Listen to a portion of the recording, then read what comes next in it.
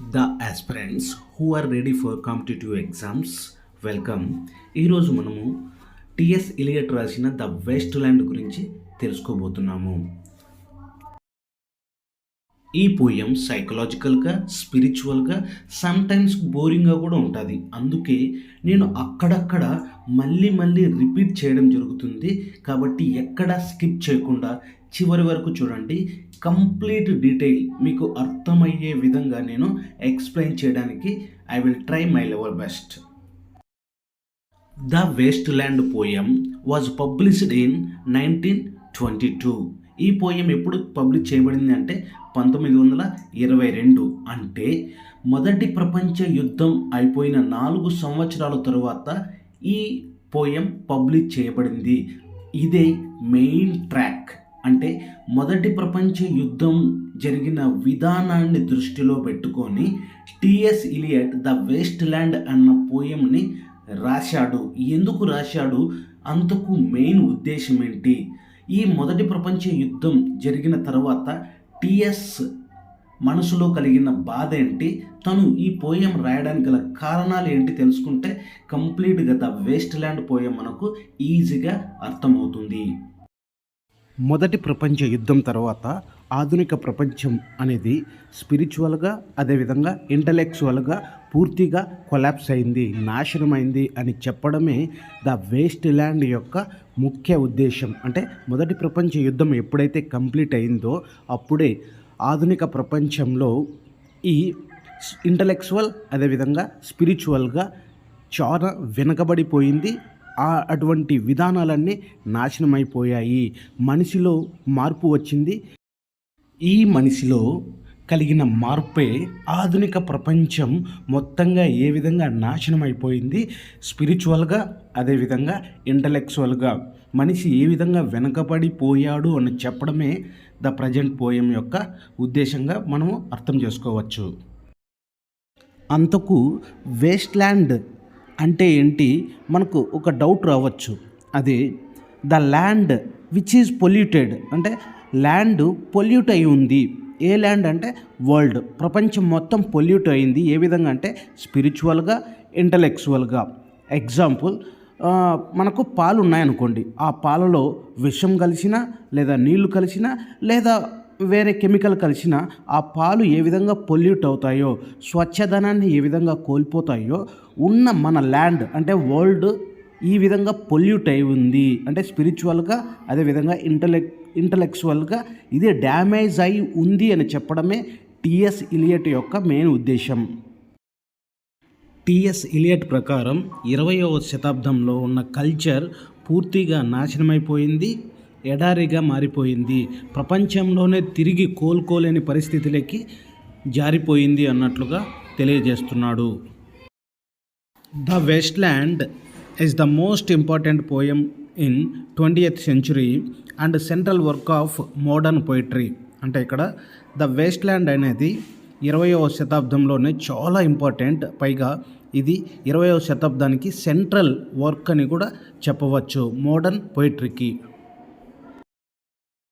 The Waste Land is the masterpiece of 20th century. అంటే 20వ శతాబ్దానికి ఒక master piece ఏది అంటే అది మనకు వెస్ట్ ల్యాండ్ అనే చెప్పవచ్చు. The poem ends with a series of desperate fragments and the final end is shanti shanti shanti. ఇక్కడ ఈ పోయంలో, ద వేస్ట్ ల్యాండ్ పోయంలో మనకి చివరిగా ఎండ్ అయ్యేది ఏ విధంగా అంటే సిరీస్ ఆఫ్ డెస్పరేట్ ఫ్రాగ్మెంట్స్, అంటే భిన్నమైన స్మాల్ పార్ట్స్గా ఈ పోయము డివైడ్ చేయబడుతుంది. అదేవిధంగా ఫైనల్గా ఇది ఇంపార్టెంట్ బిట్, మనకి కాంపిటేటివ్కి వచ్చే ఛాన్సెస్ ఉన్నాయి. అది ఏది అంటే చివరిగా శాంతి శాంతి శాంతి అనేది ఏ పోయంలో అంటే మనము ద వేస్ట్ ల్యాండ్ అనే విధంగా చెప్పవచ్చు. The central theme of the poem is birth, death and rebirth. In the beginning the poet refers to the desert and rock, but at the end there are clouds and the hope of rain. The poet makes a oath in the end that he shall start with his self reform. The Waste land యొక్క theme ఏంటి అన్నట్లయితే birth, death and రీబర్త్గా మనము చెప్పుకోవచ్చు. అంటే ప్రతి జీవికి జన్మ ఉంటుంది, జన్మించిన తర్వాత మరణం ఉంటుంది, మరణించినది మళ్ళీ పునర్జన్మ ఉంటుంది అన్నదే ఈ పోయం యొక్క థీమ్గా చెప్పవచ్చు. ఎందుకు అంటే మొదట్లో టిఎస్ ఇలియట్ ఏం చెప్తాడు అంటే, మొత్తం ల్యాండ్ ఎందుకు వేస్ట్ ల్యాండ్ అంటున్నాము అంటే, ఇక్కడ మొత్తం ల్యాండ్ అంటే ప్రపంచం మొత్తంగా స్పిరిచువల్గా, అదేవిధంగా ఇంటలెక్చువల్గా, మొత్తం ప్రపంచం మొత్తంగా అంటే ల్యాండ్ మొత్తంగా ఇది ఎడారైపోయి ఉంది, అదేవిధంగా రాళ్లతో నిండి ఉంది. అంటే స్పిరిచువల్గా, ఇంటలెక్చువల్గా మొత్తం ప్రపంచం మొత్తంగా ద ల్యాండ్ వేస్ట్ ల్యాండ్ ఎందుకు అంటున్నాడు అంటే, మొత్తం ఎడారిగా మారిపోయింది, అదేవిధంగా రాళ్లతో ఉంది అన్న విధంగా ఈ ల్యాండ్ను వేస్ట్గా టిఎస్ ఇలియట్ మొదట్లో చెప్పడం జరిగింది. కానీ ఫైనల్ స్టేజ్కు వచ్చిన తర్వాత, but at the end there are clouds అంటే మేఘాలు ఉన్నాయని చూపిస్తారు. అంటే మేఘాలు ఉన్నాయంటే వర్షం ఆటోమేటిక్గా పడుతుంది. అంటే ఇక్కడ ఏదో ఒక ఆశ, మనకు ఒక ఆశను చూపిస్తున్నాడు. మొదట్లో అయితే ఏం చెప్తున్నాడు, మొత్తం ల్యాండ్ అంతా ఎడారిగా, అదేవిధంగా రాళ్లతో నిండి ఉంది, స్పిరిచువల్గా, అదేవిధంగా ఇంటలెక్చువల్గా ఇది ఏమాత్రం డెవలప్మెంట్ లేదు, బ్యారెన్ అయిపోయింది. కానీ ఇతనికి చివరిలో ఏదో ఒక ఆశ అనేది కనబడుతుంది. ఎందుకంటే అక్కడ మేఘాలు ఉన్నాయంటే వర్షం పడుతుంది అన్న వే ఇక్కడ మనకు క్లియర్గా కనపడుతుంది. అంటే చివరిలో ఎంత ఈ ప్రపంచం మొత్తం ఎంత వేస్ట్ అన్నా, ఆ ల్యాండ్ మొత్తంగా ఎందుకు వేస్ట్ అన్నప్పటికీ చివరిలో ఒక ఆశాభావాన్ని టిఎస్ ఇలియట్ మనకు చూపిస్తాడు. అదేవిధంగా టిఎస్ ఇలియట్ మనకు ఒక ప్రామిస్ చేస్తాడు. ఎందుకంటే తనలో కూడా రీఫార్మ్స్ అంటే సంస్కరణలు చేసి తాను మారడం, అదేవిధంగా ఈ వేస్ట్ ల్యాండ్ అన్న విధానాన్ని తను మారుతూ ప్రపంచం మొత్తంలో ఆ ఆశాభావాన్ని వ్యక్తం చేసే విధానాన్ని మనము ఈ పోయంలో చూడవచ్చు. 20th century culture is just a barren desert like world with no real redeeming qualities like at all. 20వ శతాబ్దం యొక్క కల్చర్ ఒక జస్ట్ బ్యారెన్ లాగా, ఎడారిలాగా మారిపోయింది. At least the world no real redeeming, even get back ఏమన్నా చేస్తుందా, ఆ క్వాలిటీస్ ఉన్నాయంటే అవి ఏమీ లేదు. అంటే కల్చర్ తిరిగి పొందగలుగుతుందా ఈ ప్రపంచం అంటే ఆ క్వాలిటీసే లేవు అన్నట్లుగా ఇక్కడ మనకు ద వేస్ట్ ల్యాండ్ నుంచి అర్థమవుతుంది. The Waste land poem is divided into 5 sections. 1. The burial of the dead. 2. A game of chess. 3. The fire sermon. 4. Death by water. 5. What the thunder said. These are the 5 sections of the wasteland poem. ఈ the burial of the dead అన్న సెక్షన్లో మనకు టోటల్గా 4 stanzas కనపడతాయి. ఆ 4 స్టాంజాస్లో TS Elliot ఎందుకు waste land అంటున్నాడు, ఏం చెప్పబోతున్నాడు అన్నది చూద్దాం. Now first stanza. The burial of the dead introduces all the death and rebirth. Here the poet means to say that we live in all roots are dull and all land is dead, nothing can grow from it, there are no prospects of rebirth any longer.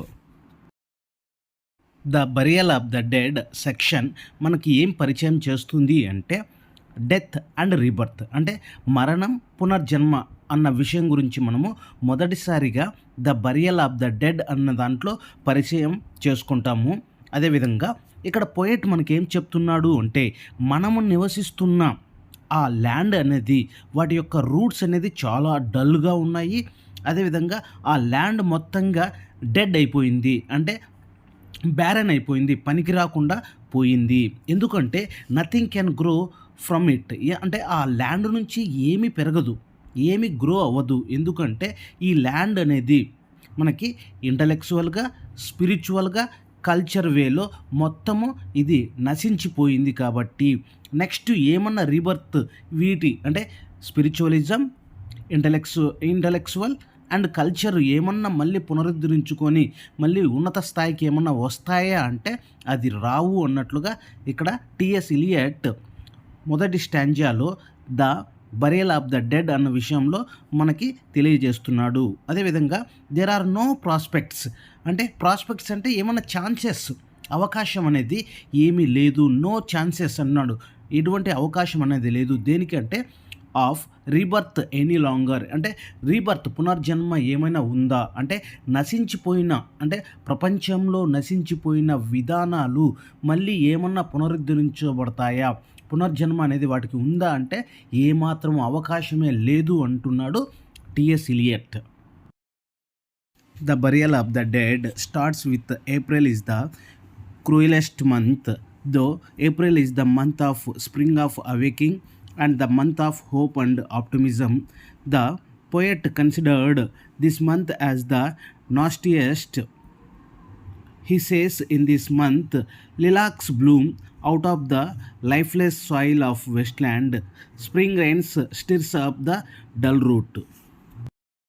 ఈ the burial of the dead అన్న సెక్షన్లో April నెలని cruellest మంత్గా the poet TS Eliot consider చేస్తాడు.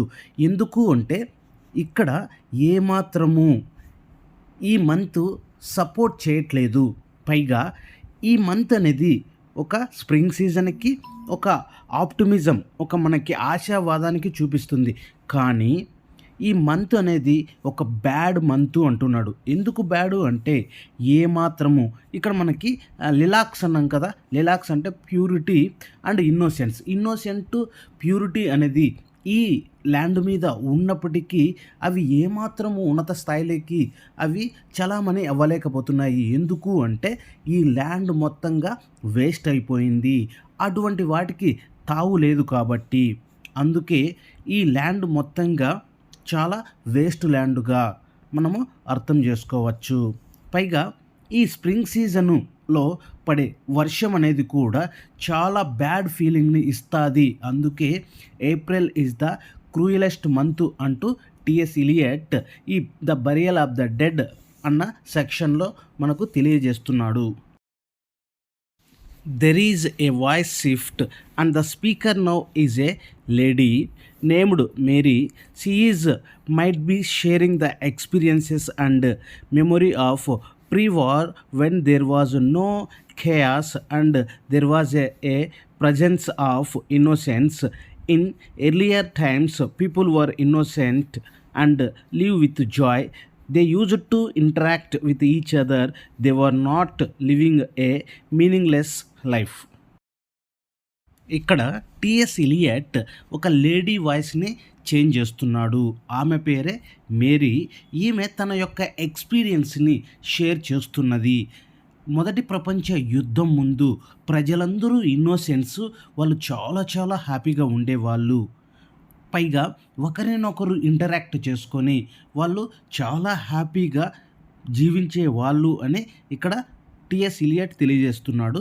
పైగా వాళ్ళ life అనేది ఎలా ఉండేదంటే మీనింగ్ఫుల్గా ఉండేది, మీనింగ్లెస్ అనేది ఉండేది కాదు. అంటే మీనింగ్ఫుల్గా వాళ్ళ లైఫ్కి ఒక అర్థం అనేది ఉండేది.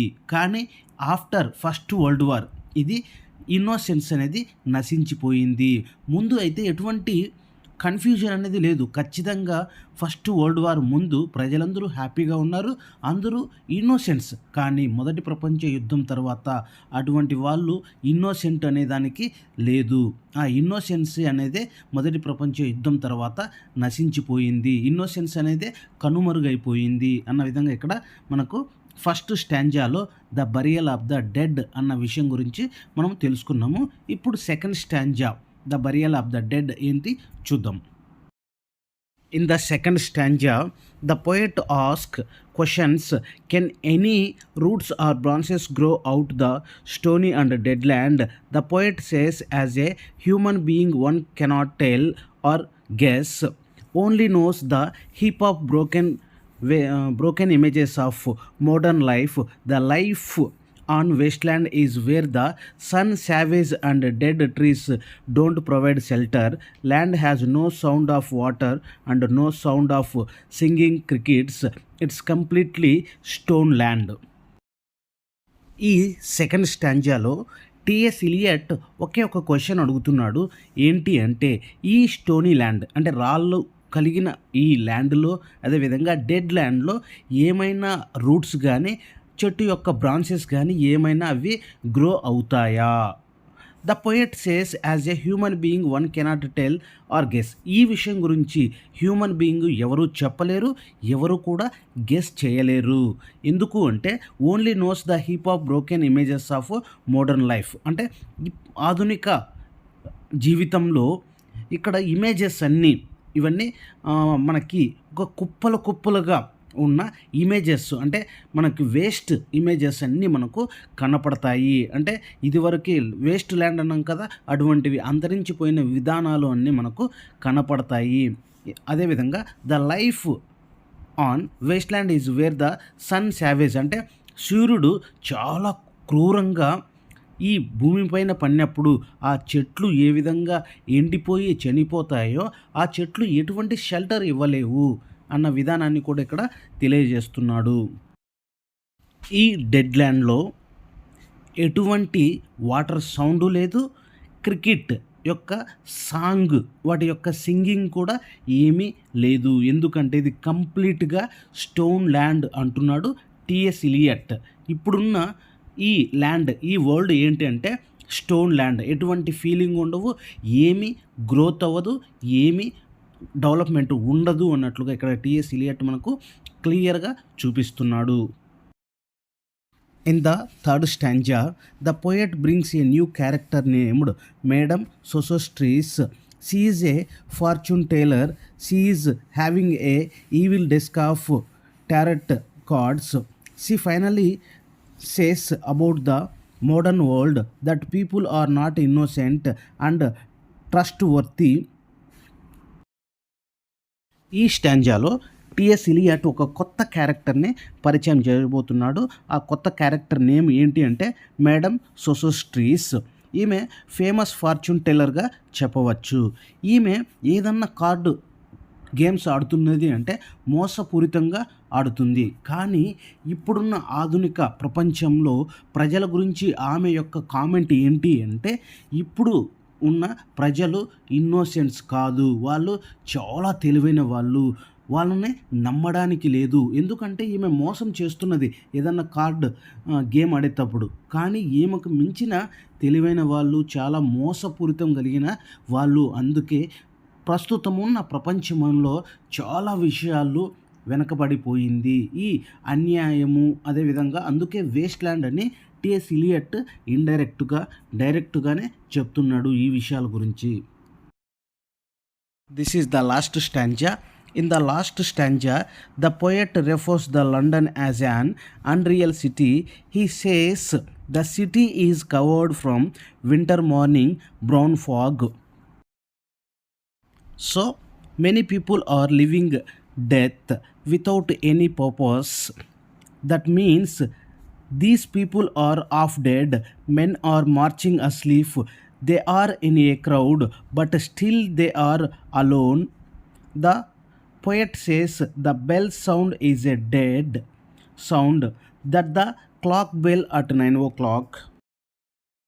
ఈ లాస్ట్ స్టాంజాలో టిఎస్ ఇలియట్ లండన్ని అన్రియల్ సిటీ అంటున్నాడు. ఎందుకు అంటే ఈ లండన్ సిటీ పొల్యూట్ అయి ఉంది. ఈ పొల్యూట్ అయి ఉండడం వల్ల లండన్లో నివసిస్తున్న చాలామంది ప్రజలు చనిపోతున్నారు, ఎటువంటి పర్పస్ అనేది లేకుండా. Without purpose many people are dying. ఇదే టిఎస్ ఇలియట్ ఈ మనుషులు హాఫ్ డెడ్ అనేస్తున్నాడు, సగం చచ్చిన మనుషులు అంటున్నాడు. పైగా వీళ్ళంతా గ్రూపులో లేదా గుంపులో ఉన్నప్పటికీ వాళ్ళు సింగిల్గా ఒంటరిగానే ఉన్నారు. అదేవిధంగా 9 గంటలకు మోగే ఆ బెల్ చావు గంట అనే విధంగా ఈ లాస్ట్ స్టాంజాలో the burial of the dead గురించి టిఎస్ ఇలియట్ ఎక్స్ప్లెయిన్ చేయడం జరిగింది.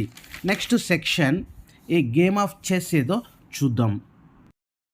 ఇప్పుడు సెకండ్ సెక్షన్ అయిన ఏ గేమ్ ఆఫ్ చెస్ గురించి చూద్దాం. The section takes its title from 2 plays by the early 17th century playwright Thomas Middleton.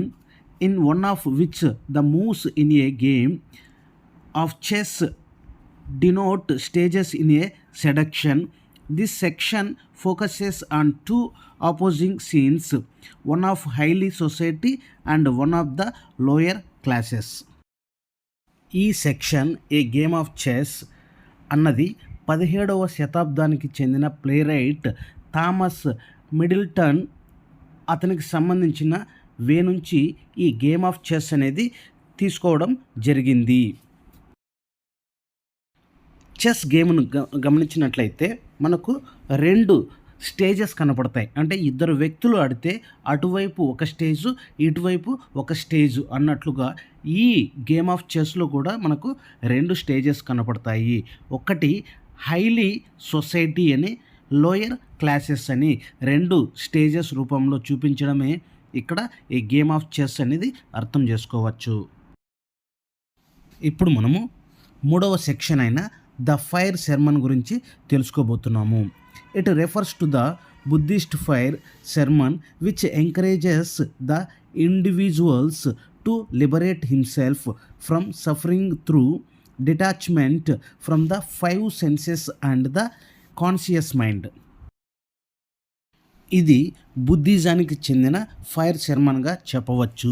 ఇది దేన్ని తెలియజేస్తుందంటే ఇది ఎంకరేజ్ చేస్తుంది ఇండివిజువాలిటీని, అంటే ఎవరికి ఇష్టం వచ్చినట్లు వారు అన్నట్లుగా ఇండివిజువాలిటీని, ఎటువంటి బాధలు మనకి ఇబ్బంది లేకుండా మనము బతికే విధానము మన 5 సెన్సెస్ని ఆసరాగా చేసుకొని మనం కాన్షియస్ మైండ్తో ఎలా మెలగాలి అన్న విధానాన్ని గురించి ఇది తెలియజేస్తున్న విషయం గురించి మనము ద ఫైర్ సెర్మన్ అర్థం చేసుకోవచ్చు. The fire sermon opens with the river Thames and a description of the little that was strewn across its surface until recently during the summer the Thames was full of empty bottles, cigarette ends and even it is hinted contraceptives. అంటే ఇక్కడ మొత్తంగా Thames నది గురించి దాని యొక్క description గురించి వివరిస్తున్నాడు. మొత్తంగా మనం గమనించినట్లయితే ఈ థేమ్ నది చుట్టుపక్కల చాలా అద్భుతంగా మనోహరంగా ఉండేది. కానీ ప్రస్తుతం మాత్రము ఎంటీ బాటిల్స్తోనూ సిగరెట్తోనూ చాలా వ్యర్థ పదార్థాలతో ఆ నది ఉన్న విధానం గురించి వాటి యొక్క డిస్క్రిప్షన్ గురించి మనకు క్లియర్గా ఇందులో మనము చూడవచ్చు. ఇక్కడ కాంట్రాసెప్టివ్ అన్నాం కదా, గర్భ నిరోధం, అంటే అది ఏమాత్రము కొత్త లైఫ్ని ప్రొడ్యూస్ చేయలేకపోతున్నది. ఈ గర్భనిరోధము అన్న విధానం గురించి మనం మాట్లాడితే ఆ కాలంలో అంటే అప్పుడు ఈ టిఎస్ ఎలియట్ దాని గురించి మాట్లాడుతూ సెక్స్ని ఏ విధంగా చీప్గా చేస్తున్నారు, ఇక్కడ డబుల్ మ్యారేజెస్, స్పిరిచువాలిటీ అన్న విధానం ఏ విధంగా నశించిపోతున్నది. అదేవిధంగా ఎడ్మండ్ స్పెన్సర్స్ ప్రొతాలమిన్ అన్న ప్లేలో తను రాసిన డబుల్ మ్యారేజెస్ గురించి ప్రస్తావిస్తూ ద ఫైర్ సెర్మన్ గురించి టిఎస్ ఎలియట్ ఈ విధంగా వివరించడం జరిగింది. Now it's time to discuss 4th section, death by water. In the section we know that a man named Phlebas, the sailor of the Phoenician, is the one who has been killed by water.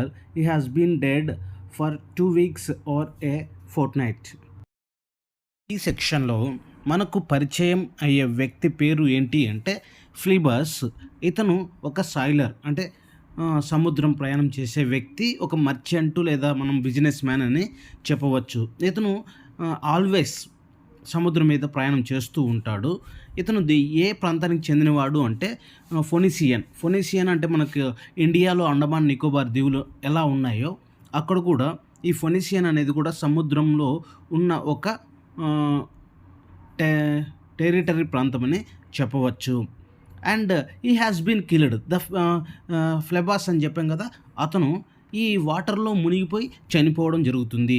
ప్రమాదవశాత్తు సముద్రంలో మునిగిపోయి చనిపోవడం కూడా జరుగుతుంది. ఈ చనిపోయిన విషయము 14 రోజులు అయి ఉంటుంది, లేదా ఫోర్ట్నైట్ అంటే 14 days, అంటే 14 పగళ్ళు 14 రాత్రులు ఇక్కడ మనకు అర్థమవుతుంది. అంటే ఫ్లేబాస్ పూర్తిగా చనిపోయిన విధానము ఇక్కడ డెత్ బై వాటర్ అన్న విధానం గురించి ద వేస్ట్ ల్యాండ్లో టిఎస్ ఇలియట్ చూపిస్తాడు.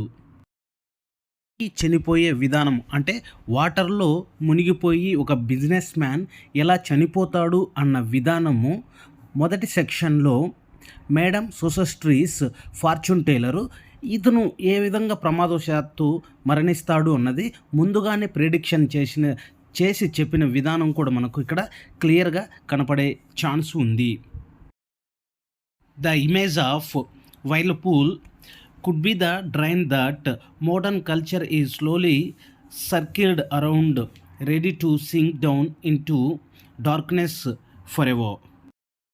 ఇక్కడ సముద్రంలో చెలరేగే సుడిగుండం యొక్క ఇమేజ్ మనకు కనపడుతుంది.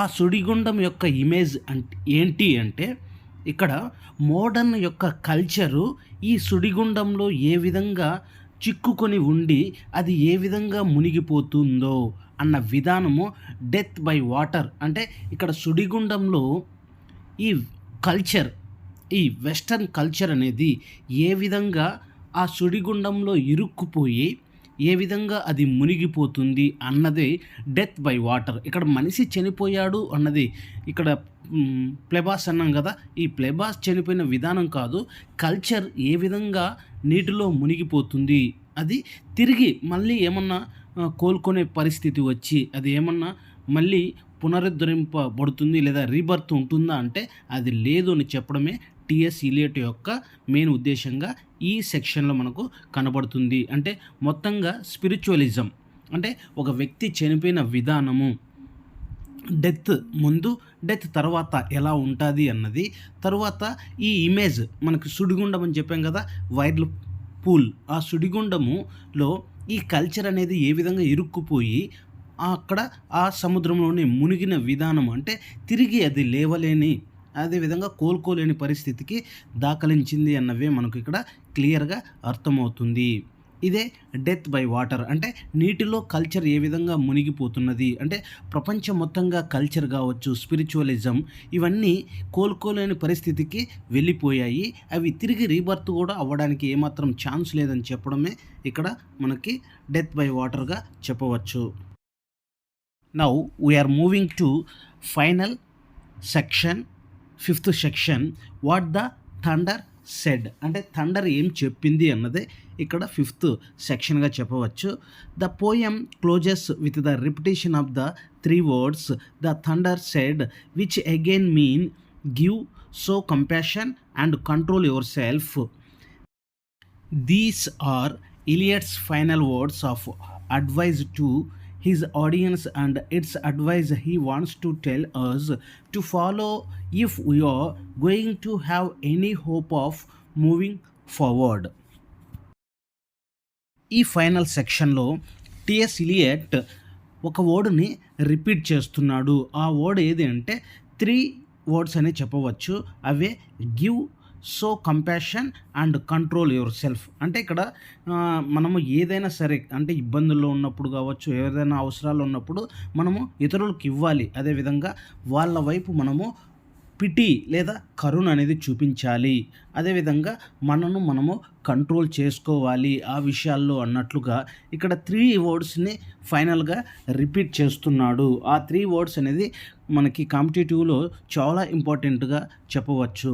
ఏ స్టాంజాలో 3 wordsని టిఎస్ ఇలియట్ ఇంట్రడ్యూస్ చేశాడు. ఆ 3 words ఏంటివంటే give, so compassions and control yourself అన్న 3 wordsని టిఎస్ ఇలియట్ ఏ సెక్షన్లో యూజ్ చేశాడు అంటే మనము 5th సెక్షన్ అని చెప్పవచ్చు. ఇలాంటివే కాంపిటేటివ్కి చాలా ఉపయోగపడే బిట్స్గా మనము అర్థం చేసుకోవచ్చు.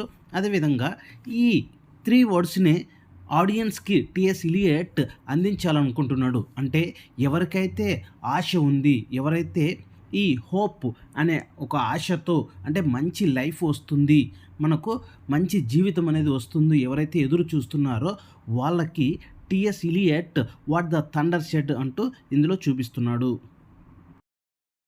అదేవిధంగా టిఎస్ ఇలియట్ తన ఆడియన్స్కి ఇచ్చే అడ్వైజ్ ఏంటి అంటే ఎవరికైతే హోప్ అంటే ఆశ అనేది ఉందో, అంటే మంచి లైఫ్ వస్తుంది అన్న ఆశ అనేది ఎవరికైతే ఉందో వాళ్ళని ఫార్వర్డ్ కమ్మంటున్నాడు అంటే మూవ్ అవ్వమంటున్నాడు, అంటే ఫార్వర్డ్ అంటే ముందుకి, ఆ ఆశతో ముందుకి కదలమంటున్నాడు.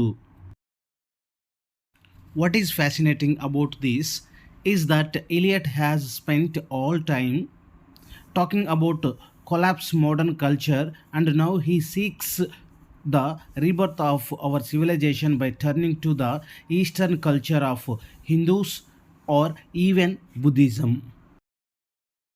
టిఎస్ ఇలియట్ మొత్తం ద వేస్ట్ ల్యాండ్ పోయంలో తను స్పెండ్ చేసిండేది దేని గురించి ఎక్స్ప్లెయిన్ చేయడానికి అంటే వెస్టర్న్ కల్చర్ పూర్తిగా కొలాప్స్ అయింది. అదేవిధంగా తను ఏ దాన్ని వెతుకుతున్నా అంటే ఈస్టర్న్ కల్చర్ నుంచి, అంటే హిందూయిజం అదేవిధంగా బుద్ధిజం నుంచి కొన్ని విషయాలను తీసుకుంటూ అది వెస్టర్న్ కంట్రీస్కి అంటే వెస్టర్న్ కల్చర్కి వాటిని లింక్ చేస్తూ అక్కడ ఒక ఆశాభావాన్ని వ్యక్తం చేస్తూ అక్కడ కలిగే మార్పులు అనేది కోరుకుంటున్నాడు. అందుకే ఇక్కడ వాట్ ద థండర్ సెడ్ అంటే ఇక్కడ థండర్ అంటే మనకు ఎడారి ప్రాంతంలో అక్కడ మెరుపులు వచ్చాయి అంటే వర్షం వచ్చే ఛాన్సెస్ ఉన్నాయి, అంటే వర్షాన్ని ఇక్కడ ఒక అవకాశంగా చెప్తున్నాడు. ఇది ఒక ఆశ. ఎప్పుడైతే మనకు ఉరుములు మెరుపులు మేఘాలు ఆకాశంలో ఏర్పడ్డాయి అంటే చివరిగా మనకు వర్షం పడుతుంది అనే ఒక ఆశ అనేది వ్యక్తం చేస్తున్నారు. అంటే ఇక్కడ టిఎస్ ఇలియట్ మొత్తంగా ఏం చెప్తున్నాడు అంటే ఇది వరకు ప్రపంచం మొత్తంగా ఇంటలెక్చువల్, స్పిరిచువల్ అదేవిధంగా కల్చర్ ఏవైతే దెబ్బతిన్నాయో అవి తిరిగి కోలుకోవాలని ఆశపడుతున్నాడు, కోరుకుంటున్నాడు. అందుకే బుద్ధిజం అలాగే హిందూయిజంలో ఉన్న కొన్ని మంచి విషయాల్ని తను ఈ స్టాంజోలో ఎక్స్ప్లెయిన్ చేస్తూ వెస్టర్న్ కల్చర్ కూడా మంచి మార్పు వచ్చి మంచి ఉన్నత స్థాయికి చేరుకోవాలన్నదే టిఎస్ ఇలియట్ యొక్క మెయిన్ ఉద్దేశం. With the set, TS Elliot concludes the poem by repeating the word Shanti 3 times. Shanti is scared word from Hindus translated into English as the peace with the peasant, all understanding.